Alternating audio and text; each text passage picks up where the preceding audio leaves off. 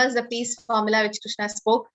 5th chapter, 29th sloka, the last sloka. Who remembers? At least something, the 3 things in peace formula. You don't have to know the sloka, but what does the Lord say? By knowing what we can be peaceful. Yes, Swapna Mataji. Hare Krishna Mataji. Hare Krishna. Krishna is the supreme enjoyer. Krishna Yes. is the supreme controller, and Yes. he is our only well-wisher, friend. Yes. Yes, so he is our only well-wishing friend. Very nice. Okay. So that is Krishna is the supreme enjoyer. He is the supreme controller, and he is our well-wishing friend. Only well-wishing friend. That is true, right? So, okay. So that's the peace formula. So if you know that, then you don't have to be, you don't have to take tension anymore, because you attain real peace by understanding that Lord is the supreme controller. He is controlling everything within this universe. And whatever happens in our life, yes, it's been, if we become devotees of the Lord, then the Lord takes charge of the devotees. Okay. Krishna is equal to everyone, but who meditates on him, or who do devotional service to him, they are very dear to him. Krishna says in many chapters, Kaunteya Prajjanihi Nami Bhakta Pranashri. My devotees are always my favorite. So today is Dhyana Yoga. Okay. So Bhagavad Gita, ISKCON Mangalore welcomes you to understand Bhagavad Gita in 18 days. Chapter 6 overview. Now, so again, Arjuna is again confused. But what is yoga basically? That means to connect to God. Okay. Nowadays, yoga concept is completely changed. It is some kind of a posture or some kind of an exercise thing has come. But basically, yoga means to control your mind and connect to your inner sense, inner God. There are different types of yoga. Like you have Karma Yoga, which we learned in the chapter 3. Chapter 5 also speaks about Karma Yoga. Today we'll speak about Ashtanga Yoga and the 8 limbs of Ashtanga Yoga, Jnana Yoga and Bhakti Yoga. Okay, there's different types of yoga. So Krishna today says how to connect to him. Yada hinendriyarteshu na karmeshu anushajyate sarva sankalpa sannyasi yoga rudhas tadochayate. A person is said to be elevated in yoga when, having renounced all the material desires, he acts for sense gratification. He neither acts for sense gratification nor engage in fruitive activities. Okay, so a yogi, a perfect yogi. See, meditation was allowed in which yoga? I mean, not allowed, it is but the way for perfection, in which yoga was meditation very easily done by everybody, and they could reach perfection. By perfection, I mean samadhi. Yes, so that's Satya Yoga, right? So in Satya Yoga, people lived for long years and they could meditate. So there are basically some chakras in our body. Okay, and then they meditate on the chakra. So such a yogi never acts for sense gratification, and he could control his mind. Now, what are the 3 purposes for the mind? The mind do thinking, willing and feeling. So Arjuna wanted to know how to control this crazy mind, because Arjuna was having 5 reasons for lamenting. So we should start minding our mind. That is, one must deliver himself with the help of his mind and not degrade himself. The mind is the friend of a conditioned soul and his enemy as well. So sometimes the mind is your friend, but sometimes your enemy. Can someone say, when is our mind our friend and when is he enemy? He's both, right? Sometimes he's a friend, sometimes he's enemy. Sometimes the mind makes us so happy. The same situation in another day, the mind makes it crazy situation. So when does our mind become our friend and when does it become our enemy? This is my question.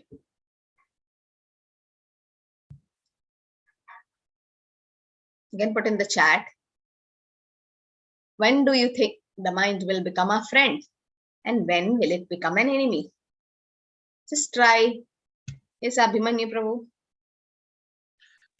When it's work for you. Good. So when it works for us, it becomes our friend. And when it's against, going against, very good. That's a nice definition. So that means When you could control and train it, it becomes your friend. But if it's uncontrolled, it becomes your enemy. Bandhuratmatmanastasya yenatmaivatmana chidaha anatmanastu shatrutve varteta maiva shatruvat. For him who has conquered the mind is best of his friends. But for one who have failed to do so, his very mind will remain the greatest enemy. So if you could conquer the mind, as Prabhu told, okay, you want to do something and the mind allows you to do that. That means you have conquered it, because you are not hearing the chippering of the mind. You are in turn, your soul is controlling the mind. So for one who has failed to do so, the mind will remain the greatest enemy. Now, all these, so many anarthas are happening around us because they could not control the mind. The mind is the reason for all the problems, happiness and sadness, all. Okay, so can this be considered as a yoga? Okay, you might call this as Shirshasana. But then digging a hole and putting your head inside, that means controlling the breath so much and doing all these asanas just to attract the crowd. That's not the reason for, that is not the real yoga. And sometimes it just become like a gymnastic style to do yoga, some kind of a posture. So that's not actually yoga. There's something called goat yoga. There's office yoga. Because it's a software job nowadays, you need to sit on a chair for like 8-10 hours, and you'll break your back and you'll have spondylitis. So just to relax and stretch, they have office yoga. Okay, and then yoga for pregnancy, yoga for cat, and chair yoga, desktop yoga, and whatnot. Yoga has become a business nowadays. But actually, the definition of yoga doesn't go like that. It means to connect to the inner sense, to connect to your inner consciousness. That is what is yoga. Okay, jidatmana prashantasya paramatma samahidah shidoshna sugadukkeshu tada mana pamaneyo. For one who have conquered the mind, the super soul is already reached, for he has attained tranquility. To such a man, happiness and distress, heat and cold, honor and dishonor are all the same. So for a pure soul, that means for a great person, great soul, he have conquered his mind, and he have touched the super soul. That means he have already reached the super soul to control the mind. So this is our Srila Prabhupada's Guru, Bhakti Siddhanta Saraswati. He was a lion guru, Simha Guru. His preaching was so powerful. He have established 64 Gaudiya Mathas, and he have given us a lot of literatures on Vaishnavism. And he's the son of Bhaktivinoda Thakur. And he just considered happiness and distress, honor and dishonor as all the same, because he was giving Brahmanic thread to the Shudras, and that was actually prohibited. That how can you give a Brahmanic thread to low caste people? But because they were elevated in the quality, because they were following the four regulative principles, because they got purified themselves by the so many process of chanting the holy name, he could elevate them to a Brahmana. So that was allowed in the Shastras, it was allowed. But still, even though people threw stone at him, he was very strong to withhold all that. That's a pure devotee. So today, Krishna speaks about Ashtanga Yoga. Ashta means what? 8. Anga means limbs. Okay, 8 limbs of yoga.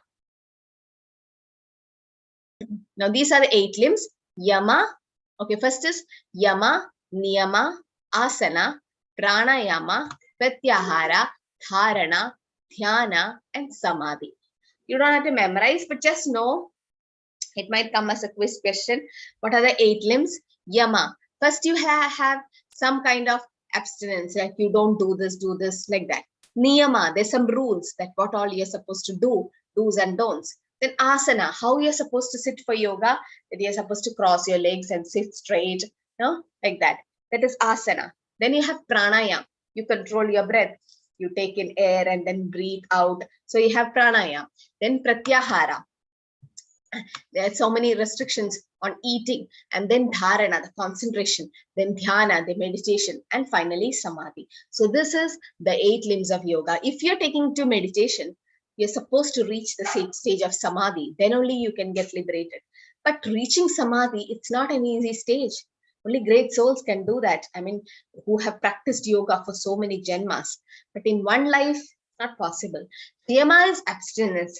Okay, so when I joined my yoga class, the teacher was saying, like, don't eat 2 hours before the yoga. I mean, before 2 hours, you eat something. After that, don't eat, because you need to do a lot of asanas. You should not feel that some kind of reflex coming. So a lot of abstinence, don't do. And niyama, observance, you are supposed to do this, supposed to do this. They were saying all that what we are supposed to do. That is niyama. Next, asana. So we all had a yoga mat, and there was a posture told by the teacher, like how to sit, how to concentrate, an initial posture. Then pranayam, we were taught the breath control techniques. Yeah. And then pratyahara, withdrawal of the senses. Don't eat that, don't do this. Dharana, concentration. They help us to concentrate. Dhyana, meditation. And most of the time, that's the time we have shavasana, and all my friends and me were sleeping. Very nice, deep sleep we got. And the teacher was like, get up, it's meditation time. And meditation was like for us sleeping, because she takes us to such a peaceful stage that we just relax and then we sleep. And then samadhi. So forget about samadhi. We'll never reach that stage, because meditation stage itself, it was broken. So yama. So yogi yunjita satatam atmanam rahasi sthita ekakiyata chittatma nirashir apirigraha. A transcendentalist should always engage his body, mind, and self in relationship with the Supreme. He should live alone in a secluded place and should always carefully control his mind. He should be free from the desires and feelings of possessiveness. Is this possible, to live alone in a secluded place? We have family, we have job, we have so many things, responsibilities. Can we leave everything and go to a forest and sit like this? So in the first stage itself, we are gone. Actually, the yoga system which we practice, it's not the real yoga. The real yoga means we are supposed to go in a secluded place and sit alone to control the mind. Niyama, yuktahara viharasya, yukta chetasya karmasu, yukta swapnavabhodasya, yogo bhavati dukkha. They tell us to take a lot of fruits and vegetables, and then yukta ahara, control your eating techniques. And they say the amount of food you eat should be controlled. So a lot of rules will be there. Then asana, this is the posture we are supposed to do. Samam kaya shiro grivam dharayan achalam stiraha sampreksha nashikagram swam dishaschana valokayan. So can someone who have back pain, knee joint pain, sit like this with crossed legs straight? Not possible for everyone, no? So asana is also a problem. One should hold one's body, neck and head erect in a straight line and stare steadily at the tip of the nose. Thus, with an unagitated, subdued mind, devoid of fear, completely free from sex life, one should meditate upon me within the heart and make me the ultimate goal of life, which is not possible, because sitting like that in an asana stage, controlling your posture, it's not easy for everyone. No, and it is also said you should not completely close your eyes. It should be half open, because if you completely close your eyes, you tend to fall asleep. So yama, niyama, asana. So these are the 8 limbs: yama, niyama, asana. Then you have pranayam, pratyahara, dharana. Then you have dhyana, samadhi. All these things. Now these are all the Ashtanga yoga. Okay, who all are willing to give this system a try? You can raise your hand. Are you ready for this yoga? Are you ready for the whole thing? I mean, all the 8 limbs. Not even one person in the class? Really? Sayantani Roy. Very well. Okay. So one Mataji is coming forward. She's ready to give this a try. What about others? Abhimanyu also. Prabhu, yes. He's yes for it. Okay. So now let's see why others are saying no. I'm getting so many things in the chat that it's a big no for them. Why? Because to reach samadhi, it's a question mark. And Arjuna, who's one of the greatest scholar of the time, I mean, greatest Kshatriya, you know the history, right? When Dronacharya trained all the Pandavas and Kauravas, and he called each one of them shoot a bird, and then everyone told, we could see what Dronacharya asked, what can you see? When they were focusing, we could see the tree, we could see the sky, we could see everything. And it was Arjuna who told, I could see the eye of the bird. and he shot the eye of the bird. And Dronacharya's favorite student was Arjuna. He's such a great Kshatriya. And even, Draupadi, Swayamvar, when he went, he was looking through the water and then aiming at the fish, the eye of the fish. So he was such a great scholar. Even for him, this yoga system is not possible for him. He says, no, Krishna, I can't do it. And why? He says this answer. Yes, Barka. Hare Krishna Mataji. Chanchalam hi mana Krishna pramade balavadridam tasyaham nigraham manye vayoriva sudushkaram. Okay, so that means chanchalam hi mana Krishna. Chanchalam, this mind is very restless.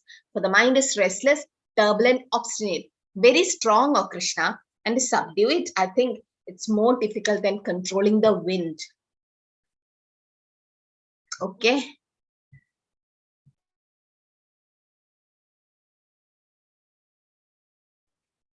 Okay, let's see. Let's see what Krishna replies on meditation. Now, first, Arjuna says, it's not easy to control my mind. Chanchalam hi mana Krishna. Oh, Krishna, the mind is restless. And which animal the mind is compared to? A monkey. You've seen monkeys? You watch them. They're never calm and peaceful. They're always restless. They might be jumping from here and there, or they might be fighting with each other. They might be running behind someone's spectacles and mobile phones and whatnot. They grab and they just want to eat, eat, eat. They're very restless. And mind is also like that. And it's very turbulent, obstinate, very strong, O Krishna. And to control it, it's more difficult than controlling the wind. Is it possible to control the wind? Can you control? No, it's not possible. So more difficult than that is controlling your crazy mind. So Arjuna says, it's very difficult to control the mind. What to do? Is mind a friend or enemy? As you told, when it is controlled, it becomes your friend.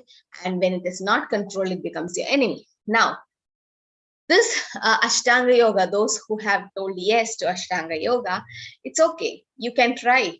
Now, when you take a yoga ladder, your main aim is to go back to the Lord and reach the supreme destination.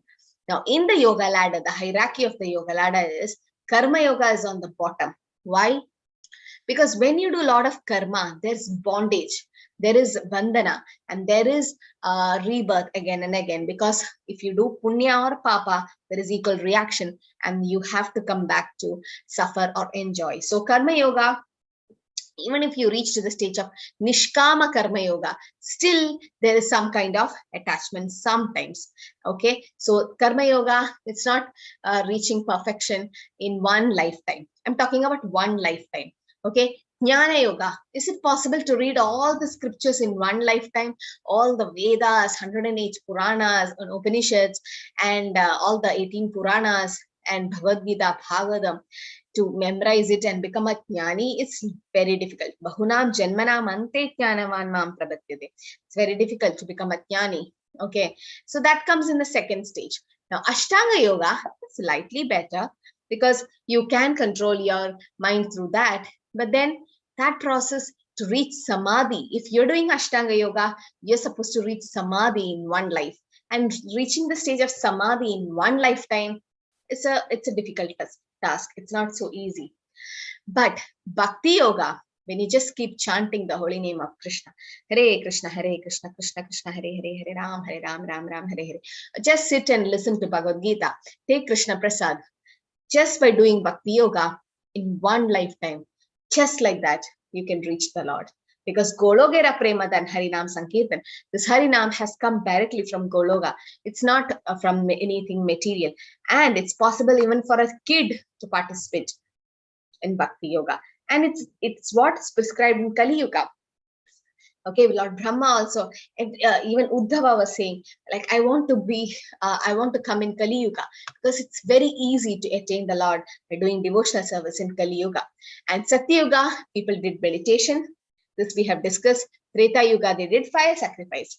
Dwapara Yuga, temple worship. And in Kali Yuga, it is chanting the holy name of the Lord. Okay, so because that's what is prescribed. Triteya Adhyayado Vishnu, Tretayam Yeshato Mage, Vapare paricharyaya kalor tat hari kirtanam. Okay, so this is like a lift and a staircase. Now you need to reach the 10th floor. Okay, now put in the chat, which one will you select, the lift or the staircase? And I tell you, you're supposed to reach in 5 minutes. You're supposed to reach the 10th floor in 5 minutes. All of you agree? You'll use the lift? Why? It's easy. It's easy, it's fast, it's quick, and less energy consuming, and fast and super, right? Then okay, you might argue that the staircase is good for your health. Yes, it is. You can climb and all, but is it fast? You know, when the Kali Yuga progress, our lifespan is decreasing. Prayana alpayusa. I still remember my great grandparents lived 100 plus. My grandparents lived in around 80 to 90s. My parents are going to be there for might be, it just keeps decreasing, and we might live for like 50, 60. That's it. 65 if you cross, great. So you don't see much people crossing 100 nowadays. Why? But in the initial days, in olden days, they used to. So Prayana Alpayusa, Bhagavatam explains in 12th canto the different symptoms of Kali Yuga. One of the symptom is Prayana Alpayusa. That means the lifespan keeps decreasing in Kali Yuga, and people will become shorter and shorter and shorter. In Treta Yuga, they were so big. Dwapar Yuga. When it comes to Kali Yuga, you can see many dwarfs nowadays.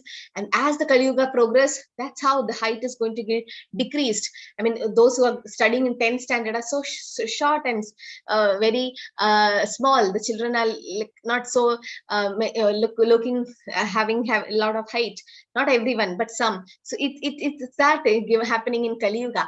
And Manda Sumanda Madhyo, Manda Bhagyo. It is also said that the intelligence is also going to decrease, because nowadays we have gadgets, we have mobile phones, everything is saved, even reminder is kept, no, so that we don't forget things. So what happened, our brain, as you use your brain, the capacity to the intelligent quotient actually increases the more you use it.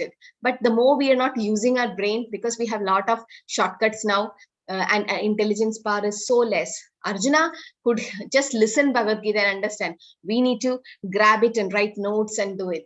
No, so but Bhakti Yoga is like a lift system, because we have less time in Kali Yuga. We don't know when we need to go back, when Yamaraj is going to come, but then we have just less time, and in one lifetime to reach a destination, this is the best process. Okay, because the other processes we might not be able to reach success.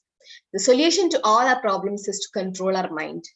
Really, many problems which we face, no, you just analyze our day-to-day situations. Why did I get angry to my colleagues in the office? Or why did I shout at my wife? Or why did I do like that to my kids? I mean, what's happening to me? So that's because of your mind. Your mind is not controlled. If you had a controlled mind, you could have tackled the situation in a nice way. So there are different techniques for controlling your mind. So there are physical methods, mental methods, and spiritual methods. Physical methods like some kind of an exercises, because if you go to gym, how many of you agree, you go to gym, you go to work out, you go for jogging or a long walk, and you become happy? Anyone knows why after doing an exercise, after going to gym, you feel happy? Anyone knows? Any medicos here, or a science people here, or it's just a general thing? No one knows? Yes. Yeah, circulation, but then there is something, hormones called as endorphins. Actually, you got it right. So that's endorphins. They're the happy hormones, and it increases when you do all these activities. Okay, it's getting relaxed. I mean, released, and there is relaxation happening. Yeah, so that's why it makes you happy. So physical methods can be adopted. Not everyone are able to go to the gym because of this lifestyle, and not everyone are able to go for a walk or anything, because we live in a flat or something. We are not able to move around so much. So we are always inside. So it is time consuming, right? Physical method. Now, mental methods. So many types of meditation. many can try, like meditate, concentrating on a light, concentrating on a candle light, or might be the inner Paramatma, or the chakras, or they concentrate on Om, or your breathing, and they do meditation. Fine, but not how long? How long can you do? Half an hour, 1 hour? But what are you meditating on? Blank space? What is it? So actually, are you meditating, or are you thinking about some things that happened in the office, or things like that? So meditation is again tough, not for everyone. Yes, it is possible for some, but not everyone. But spiritual method can be easily adopted by anyone. And this is what we call mantra meditation. So I have already explained it last time. So we have a japa beats like this, and we start chanting the Hare Krishna mantra.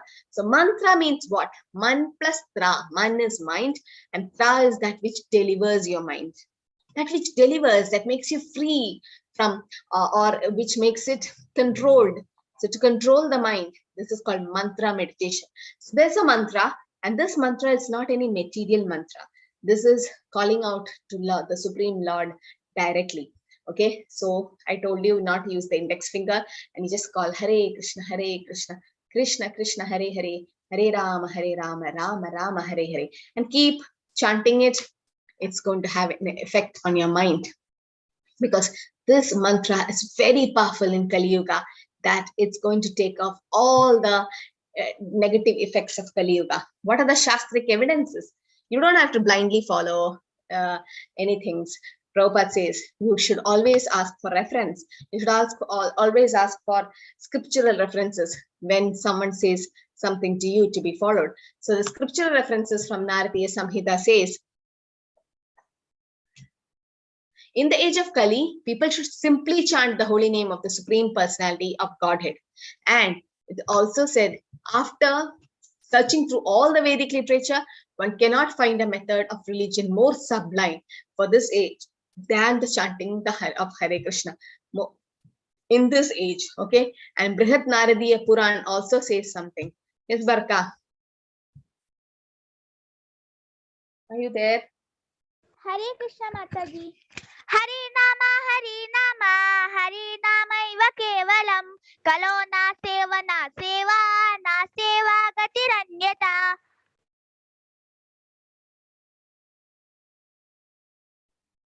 So here it explains that in the age of Kali, there's no other way except chanting the holy name. In this age of quarrel and hypocrisy.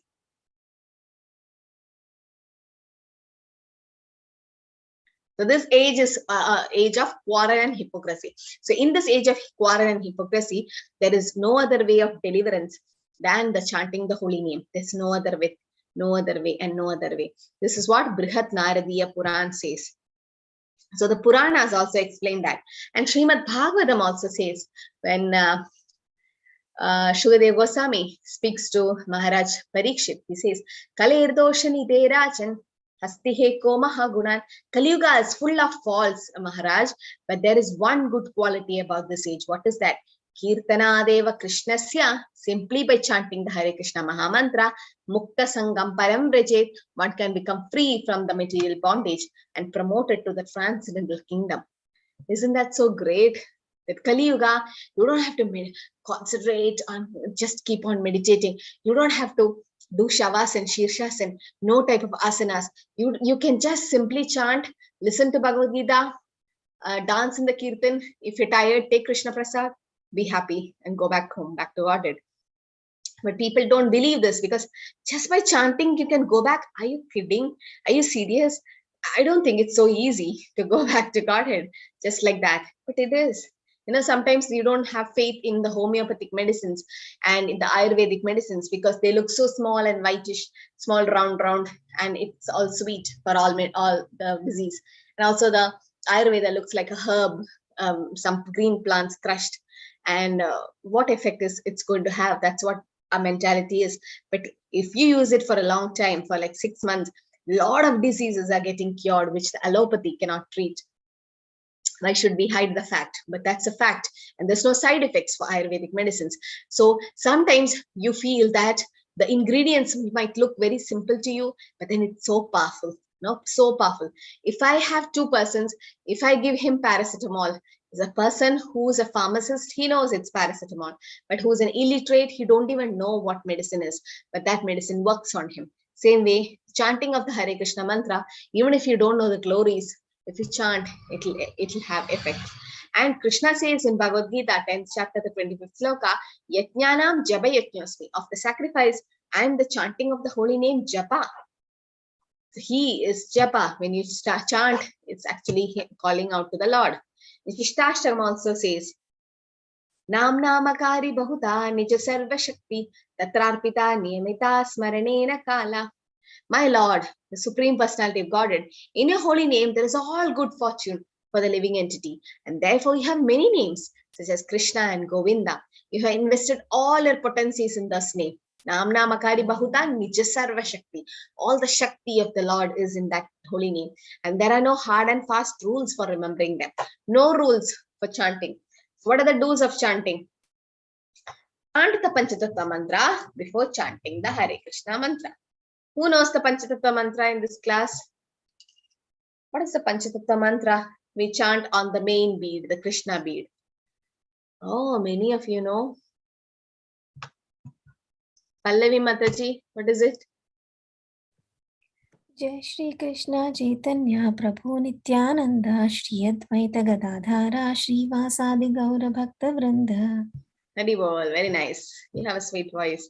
Okay, so chanting the Panchatattva mantra, Jai Shri Krishna Chaitanya Prabhu Nityananda Shri Advaita Gadadhara Shri Vasadi Gaura Bhakta Vrinda. So these are the Panchatattvas. That is Chaitanya Mahaprabhu, who's Krishna himself, Nityananda Prabhu, who's Balram, Advaita Acharya is Satashiva and Vishnu, Gadadhar Pandit is Radharani, and Srivas is Narad Muni. Panchatattvatmagam Krishnam Bhaktarupa Swarupakam Bhaktavadaram Bhaktakya Namami Bhakta Shaktikam. So the Lord has come in form of 5. Actually, it's Gauranga or Chaitanya Mahaprabhu, is Krishna himself, but then his energy, the potencies. When a king goes somewhere, he doesn't go alone. He takes his ministers and all. Same way when the Lord goes, he takes his associates. He takes Sango Pangastra Parshadam. He takes his associates. So we need to chant the Panchatattva mantra first. All of you, it looks difficult in the beginning, but then you write it down somewhere and then you keep chanting. It really helps. It works wonders, okay? When you chant the Panchatattva mantra. You chant the mantra audibly, loud enough for you to hear the mantra, not to disturb your next home people, but then not so softly, but it should be loud enough to hear, okay? Because when you chant, even the room will have some kind of a small insects, might be an ant or a spider or a lizard, whatever it is, even they are spirit soul. They might be in that body because of some karma, bad karma. So they also have a chance for liberation. They also have a chance to get a human form of life next. So the mantra should be chanted loud enough to hear. Because otherwise, if you chant it in the mind, you can do mental chanting, soft chanting, and loud chanting. So mental chanting is not possible because your mind goes crazy. Soft chanting makes you sleepy. So loud chanting should be done. And pronounce each name distinctly. Hare Krishna, Krishna Krishna, Hare Hare, Hare Rama, Rama Rama, Hare Hare. Not like so fast, Hare Krishna, Krishna. Then you won't hear anything. This shish sound will be there and it doesn't have much effect. So people will be chanting for 10, 15 years, but no change, nothing, no advancement. Why? Because the mantra is strong, but then we are not pronouncing it properly. Chant with respect, devotion, and concentration. It has effects. You can chant in any place, sitting or walking, facing any direction. Okay, you can chant at any time. In the beginning, people chant at late night after office, after coming back home and all that. But then it's better to chant in the Brahma Muhurta. That is 1.5 hours before sunrise. That's the time the whole world is sleeping and you're so calm and quiet. You're fresh from sleep. You took some 6 hours sleep. Then you're so fresh.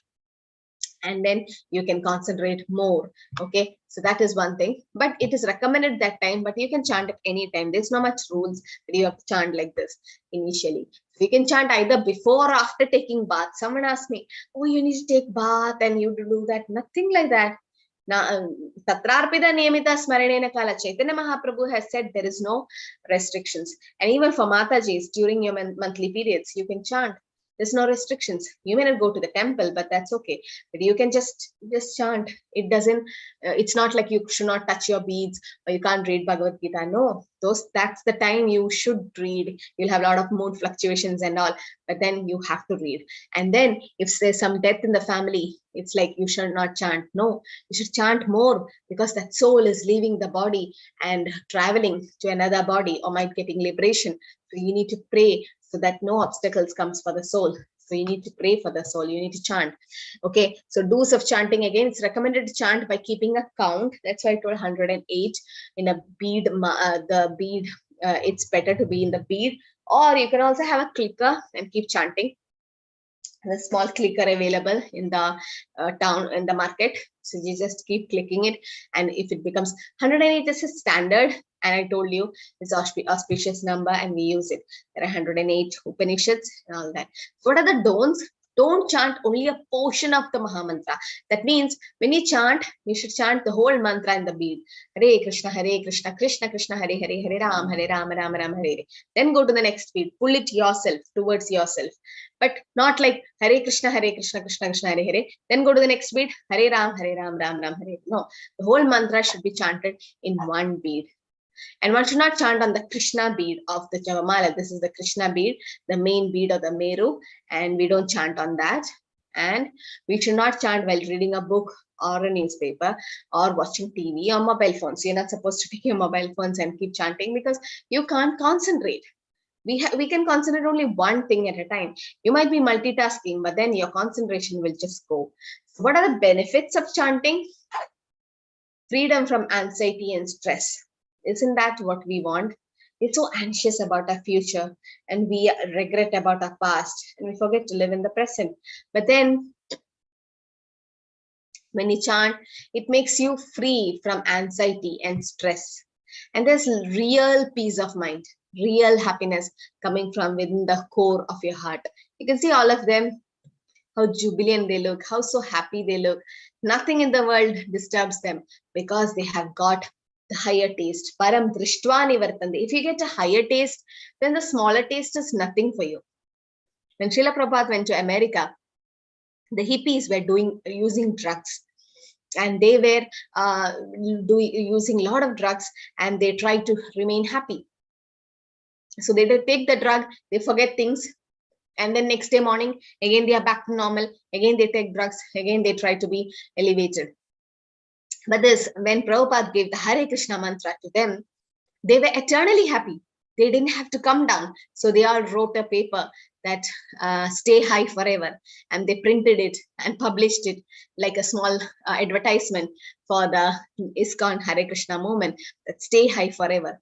It was not any material drugs. It was a spiritual thing happening, that this is the real taste of the Hare Krishna mantra. But it looked like, oh, they are taken a drug. No, it's actually the higher taste which they got because of this mantra, because the mantra can do magic. And they do Harinam Sankirtan to enlighten the whole world, because people who are not you can see a group of people just walking, they're not interested in all this. But just by making them hear the mantra, they become fortunate in the next life.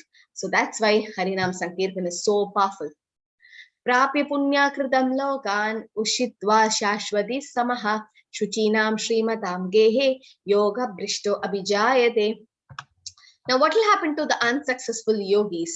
The unsuccessful yogi, after many, many years of enjoyment on the planets of pious living entities, is born into a family of righteous people, or into a family of rich aristocracy. Okay, so imagine you've done some kind of a bhakti yoga, and your soul had to leave the body. You could not complete 100% the God consciousness. So they are born in a rich family or an aristocratic family, so that they can start from there they stopped. Okay, so it's never a loss, never a loss.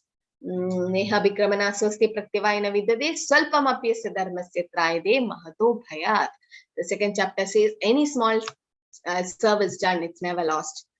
Tatra tam buddhi samyogam labhade purvadehikam yadate chatado bhuya sama siddho kurunandana. On taking such a birth, he revives the divine consciousness of his previous life, and he again tries to make further progress in order to achieve complete success, O son of Kuru. So what happens? Those yogis, unsuccessful yogis, they remember their previous life, their consciousness, they remember, and they could revive their original consciousness. Okay, not everyone are able to remember the previous life. But you know, some kids are born in devotee family. Some kids are born naturally with a lot of devotion. We know they are not normal children, they are Vaikuntha children. पूर्वाभ्यासेन तेनैव ह्रियते हि अवसोऽपिशा जिज्ञासुर अपि योगस्य shabda brahmadi vartate. By virtue of the divine consciousness of his previous life, he automatically becomes attracted to the yogic principles, even without seeking them. Such an inquisitive transcendentalist stands always above the ritualistic principles of the scriptures. So it is said that the yogi become attracted, okay, even without seeking them. Like you've seen some children, they are born naturally with so much talents. They'll be singing so well. They might be playing harmonium or mridanga. No one have trained them, taught them, because the past memories or the past life impressions are so deep in their mind that it's been carried to the next life. प्रयत्नात् यतमानस्तु योगी संशुद्ध किल्बिषः अनेक जन्मस् संसिद्धस् tato yati param gatim. And when the yogi engages himself with sincere endeavor in making further progress, being washed of all contaminations, then ultimately achieving perfection, after many births of practice, he attains the supreme goal. Okay, so what happens to them? They start again doing devotional service, and after many births of practice, they attain the Lord. And out of all the yogis, this is not our opinion, but Krishna himself says that Bhakti Yogi is the best. Yoginam abhi sarvesham atkadenantaratmanaha shraddhavan bhajate yomam same yukta tamo madaha. Shraddhavan bhajate yomam. Out of all the yogis, the one with great faith, who always abides in me, thinks of me within himself and render transcendental loving service to me, he is the most intimately united with me in yoga and is the highest of all. That is my opinion. Krishna says, Yoginam abhi sarvesham. Out of karma yogi, jnana yogi, ashtanga yogi, dhyana yogi, bhakti yoga is the best, because he is one who's Shraddhavan Bhajate Yoman, someone who's rendering transcendental loving service to the Lord. He is the highest. So this is Rupa Goswami Path, who is successor of Chaitanya Mahaprabhu, who's one of the Manjari. So he was writing Bhakti Rasamrita Sindhu and so many great books, Nectar of Devotion. So many books he had written, compiled about Vaishnavas and Vaishnavism and about Bhakti. So he was thinking, let me prepare a feast for my brother. His brother was Sanatana Goswami, and then he was living in a forest of Vrindavan, so he didn't have time to cook and he didn't know what to do. So he saw a small girl coming with a lot of ingredients, rice and milk and sweet sugar and all, and then she personally cooked for him and told, take this sweet rice and give it to your brother. So Goswami was so happy and pleased, and he gave it to his brother. So the Sanatana Goswami, when he was having the sweet rice, he was in ecstasy. He's like, I never tasted such a sweet rice in my life.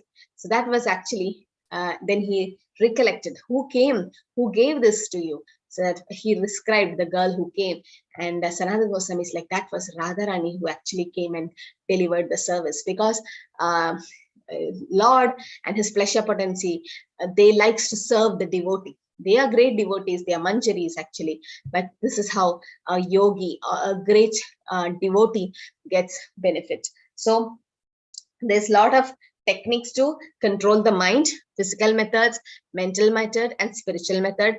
Out of this, mental method is the best. When someone asks me how to do meditation, I'm not the right person to say, because I'm not proven great in meditation. I could not do it. To be really frank, I was just thinking what to do, and everyone in the room was meditating and I didn't know what to do, and I was playing with my mobiles and all. I was just looking, is it lunchtime, what to do? And then I was thinking, all are meditating so well, I'm not able to do it, something wrong with me. But after some time, I was just keep on sitting, and then I could hear some snoring sound and people were sleeping. I thought, this is meditation? How can you say this is meditation? This is not meditation. And later on I came to know that it doesn't work in Satyuga for everyone, and that's not the way to reach perfection in one lifetime. It's not wrong. We are not rejecting meditation and dhyana yoga. It's okay.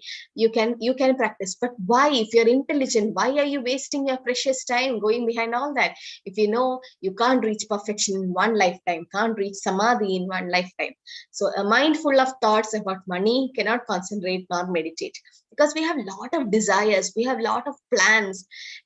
It's like keeping those small stones above, and then just a small touch, it just falls everything. So we have so much in our mind that how can we peacefully meditate?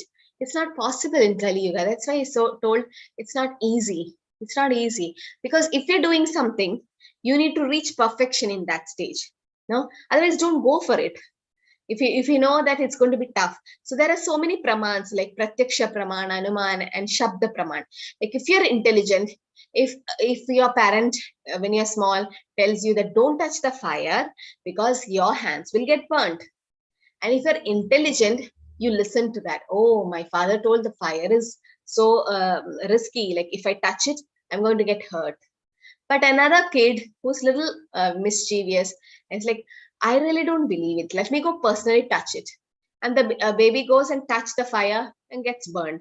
And in his lifetime, he's never going to touch the fire because he learned it through his experience. So if you're really intelligent, you learn it through your hearing. If you're not much intelligent, then you experience and you get the negative effect, and you realize. There are still people worse than that. Even after getting experience, they don't realize it and keep on committing the mistake again and again. So Krishna here says that even Arjuna could not do dhyana yoga. Arjuna, who's a great Kshatriya, could not concentrate. What about us? We are nothing when compared to Arjuna. So why give it a try? So for those who have told you want to try Ashtanga yoga, my sincere request is please don't waste your time going behind all that, because it's not easy. You hear it and you realize it. That's better. And then straight away take to Bhakti Yoga, because I'm calling you inside the lift. We can just go in one life and reach perfection. So all of you, please try to get the Japa beads, and it's available at ISKCON Mangalore. Please order it along with your Japa bag. It's available, because the Japa beads has to be kept inside a bag. You can't just allow it to be touching the ground and all. Just keep it inside the bag, and every day have a sadhana, at least 10 minutes every day. It doesn't matter whichever time it is. Please start chanting, because it really helps to control your mind, because you're doing mantra meditation. Okay? Hare Krishna, Krishna Krishna, Hare Hare. Hare Ram, Ram Ram, Hare Hare. So before stopping, there is something called ABCD of your mind control. First is association. Have nice friends who is like-minded, who likes to know something about spiritual life, who likes to grow in spiritual life. Like you have a class now. Now you all will go to level 2. Then you'll have study groups where you have a buddy group, where there is Bhakti Vriksha, where you have one-on-one interaction and you can associate, make friends with devotees. Books, A for association, B for books. Bhagavad Gita, Srimad Bhagavatam. There's so many literatures available in ISKCON. Prabhupada says, you're not able to chant, take up chanting, forget it. Start reading the books. You realize the Lord through the books. Then chanting is very important to concentrate on chanting. And diet, something like Krishna Prasad. You go to any ISKCON temple, this is what we get. And it's like, wow. Every Sunday, the Sunday feast. So Prabhupada makes this happen in every temples, and even now we continue it. So the ISKCON bullets are the gulab jamun, and it's so famous. And because Krishna Prasad is transcendental. So this is the ABCD of your mind control. Associate, have nice association, like-minded people. Books, read nice books, especially Shastras and scriptures. Have some kind of a spiritual background. How do you balance your spiritual life and material life? Take up these 4 things. Okay, chant, and then have a nice diet. Try to include Krishna Prasad in your diet. So that's the way to control your mind in Kali Yuga. Hare Krishna, Krishna Krishna, Hare Hare.